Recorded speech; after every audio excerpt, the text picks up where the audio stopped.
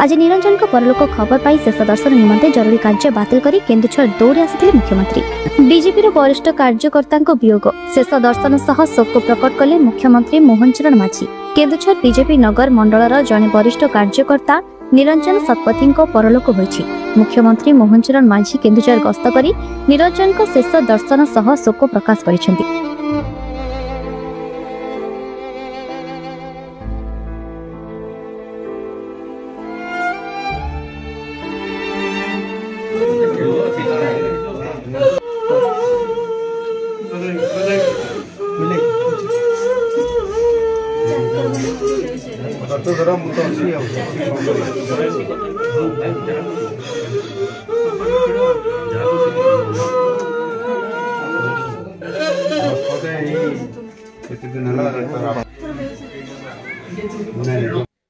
दलर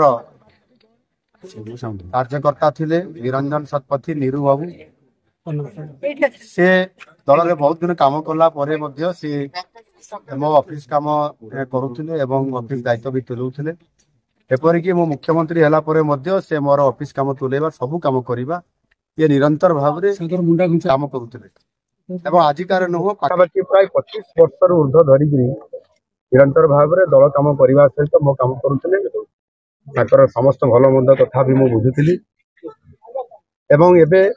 आमर जो chief minister grievance cell row जो कैंप गोटे मंडुआरे करा मो जो घर कार्यालय हिसाब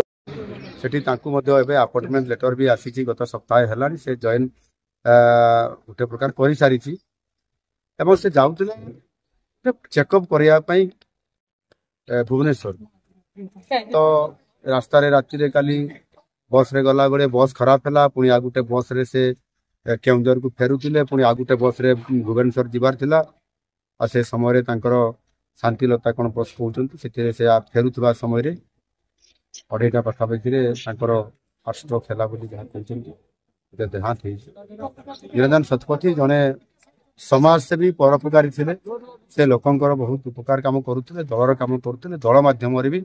बहुत सेवा करते राति 2टा 3टा जिते जी भी जार कम पड़ा सेवा करुले साधारण लोकटे हेले से परोपकारी एवं जड़े समाजसेवी थे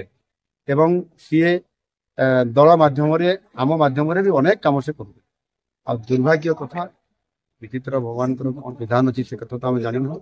आज दुख देहांत हो आज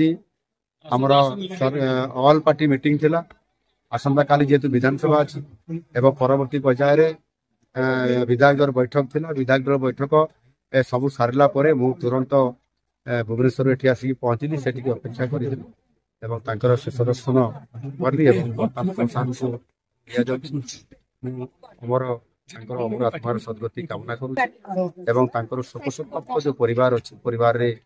किभली भाव में सुख आसो पुणी भल दिन आसो एवं थैथान केमती हो पार निश्चित भाव में मुझे निजे देखी और यार समाधान करी आशा करी निश्चित भाव में परिवार सर्वमंगल हो और शांति।